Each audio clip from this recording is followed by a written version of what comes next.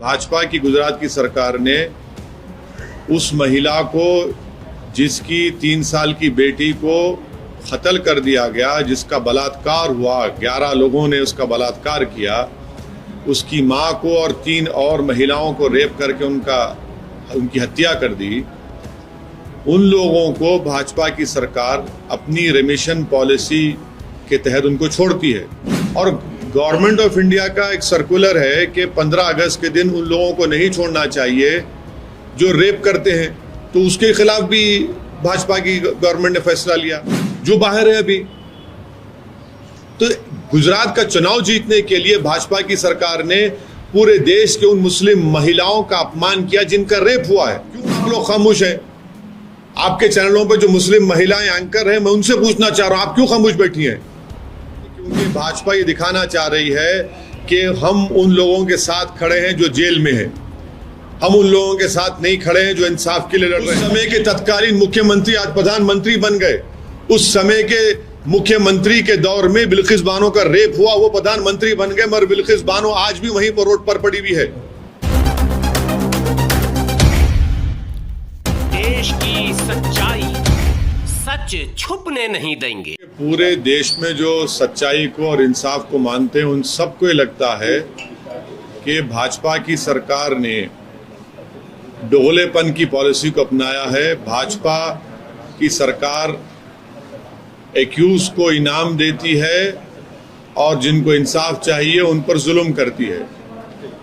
प्रधानमंत्री देश से 15 अगस्त को लाल किले से अपने भाषण में, तकरीर में महिलाओं की एम्पावरमेंट की बात की, महिलाओं के ताल्लुक से बड़ी अच्छी बातें की। उसी दिन भाजपा की गुजरात की सरकार ने उस महिला को जिसकी 3 साल की बेटी को कत्ल कर दिया गया, जिसका बलात्कार हुआ, 11 लोगों ने उसका बलात्कार किया, उसकी मां को और 3 और महिलाओं को रेप करके उनकी हत्या कर दी। उन लोगों को भाजपा की सरकार अपनी रेमिशन पॉलिसी के तहत उनको छोड़ती है। और सबसे तकलीफ दे, और देश को ये बात जब सुनेंगे तो देश हैरत होगी कि उस रेमिशन पॉलिसी की रिव्यू कमेटी में कौन था। एक का नाम था जनाब मुलचंदानी साहब, जो गोधरा के राइट्स में वो एक प्रोसिक्यूशन के विटनेस थे, और दूसरे उसमें बीजेपी भाजपा के 2 एमएलए थे। तो आप इनसे इंसाफ की कैसे उम्मीद रखते हैं? रिव्यू कमेटी के लोग तो 22 लोग थे, भाजपा के एमएलए हैं, वो तो भाजपा ही हैं, तो वो तो करेंगे, इन लोगों की तायद करेंगे जो बिल्किस बानो का रेप किए, जो प्रेग्नेंट थी, वो तो उनके 22 ने दिखा दिया अपना। तो रिव्यू कमेटी नहीं है बल्कि शैम कमेटी है ये तो। और गवर्नमेंट ऑफ इंडिया का एक सर्कुलर है कि 15 अगस्त के दिन उन लोगों को नहीं छोड़ना चाहिए जो रेप करते हैं, तो उसके खिलाफ भी भाजपा की गवर्नमेंट ने फैसला लिया। तीसरा, सीबीआई के इन्वेस्टिगेशन पर उन लोगों को सजा हुई। तो क्या गुजरात की भाजपा की सरकार ने सेंट्रल गवर्नमेंट से, ये मिनिस्टर ऑफ होम अफेयर्स से परमिशन लिया? कैसे भाजपा की सरकार किस मुंह से इस बात को कबूल करेगी कि एक महिला का जिसका रेप किया गया था, जिसकी बेटी को 3.5 साल की बच्ची का रेप कर दिया, मर्डर कर दिया गया, उसके परिवार के 4 और महिलाओं का रेप करके मर्डर हुआ, उसको छोड़, उन लोगों को, आरोपियों को छोड़ देते हैं आप, और उनको फूल बरसाया जा रहा है। और उसमें जो शख्स उनके साथ फूल उनको पिना रहा है, उसमें तो एक कन्विक्टेड प्रिजनर है ख्वाजा अजमेरी के बम ब्लास्ट का, जो बाहर है अभी। तो गुजरात का चुनाव जीतने के लिए भाजपा की सरकार ने पूरे देश के उन मुस्लिम महिलाओं का अपमान किया जिनका रेप हुआ है, और प्रधानमंत्री को झूठा साबित किया उन्होंने।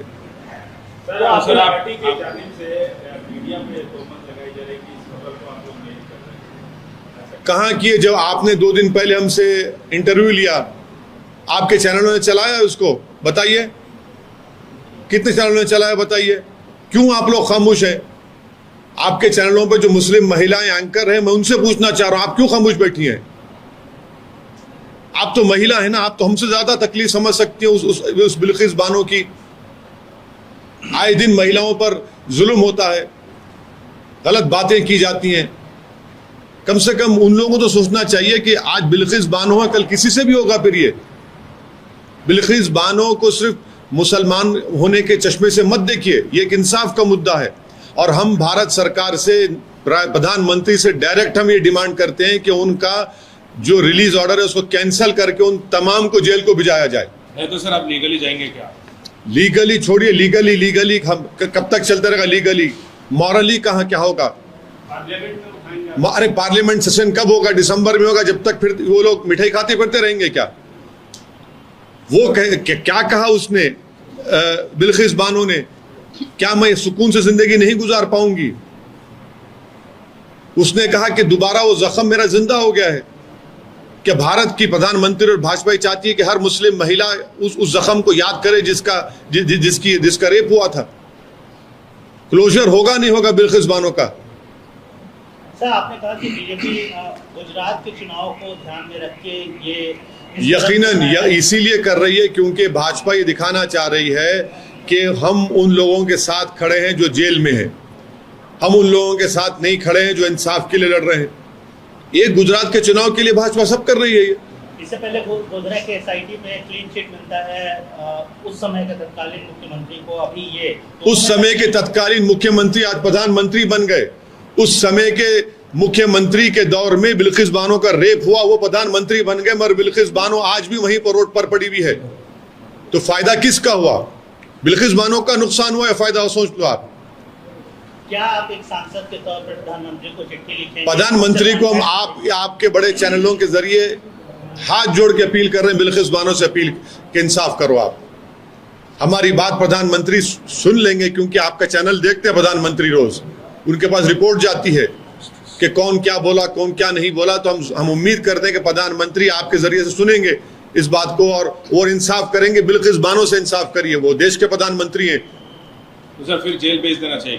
बिल्कुल नहीं, इसमें गवर्नमेंट ऑफ इंडिया की पॉलिसी है। गवर्नमेंट ऑफ इंडिया ने खुद कहा कि ऐसे लोगों को रिमिशन ना दिया जाए जो रेप करते हैं। प्रधानमंत्री की सरकार की पॉलिसी और गुजरात की सरकार की पॉलिसी अलग कैसे होती है? सीबीआई ने इन्वेस्टिगेशन किया तो क्या मिनिस्ट्री ऑफ होम अफेयर्स ने उसको इजाजत दी उनको छोड़ने की? और उस रिमिशन कमेटी में कौन थे? 2 भाजपा के एमएलए और एक मिस्टर मूलचंदानी जो गोधरा के विटनेस हैं, जिनके विटनेस पर लोगों को सजा हुई। तो ये लोग बायस्ड हैं। ये लोग सर, रेप के मसले पे एक मसला ये है कि यहाँ की सरकार और यहाँ के कुछ लीडर रेप का जो भी आरोपी है, अगर वो माइनर है तो उसको एडल्ट की तरह ट्रीट करने की वकालत कर रहे हैं। क्या आप इस बात आप भी इससे इत्तेफाक करते हैं कि अगर माइनर है और रेप जैसा हीनियस क्राइम करता है तो उसको एडल्ट के तौर पे ट्रीट करना? देखिए हमने कानून में जो भी तब्दीली लाना चाहिए जिससे प्रिंसिपल्स ऑफ नेचुरल जस्टिस का और जो इक्वालिटी का रीजनेबल टेस्ट है उसको हम सेटिस्फाई कर सकते हैं तो बराबर करना चाहिए, बशर्ते कि हम प्रिंसिपल ऑफ नेचुरल जस्टिस और रीजनेबलनेस का जो टेस्ट है इक्वालिटी का उसे सेटिस्फाई करते हैं। Sir, on the issue of Rohingyas, where do you stand? Where do I stand? I stand with Bilkis Bano. Where do you stand? You are not standing with Bilkis Bano. As far as Rohingya issue is concerned, you must listen to please follow the tweet of the Union Minister, Mr. Puri. Mr. Hardeep Singh Puri says India has always welcomed those who have sought refuge in the country. In a landmark decision, all Rohingya refugees will be shifted to EWS flats in Bakarwala area of Delhi. They will be provided basic amenities, UNHCR IDs and round-the-clock Delhi police protection.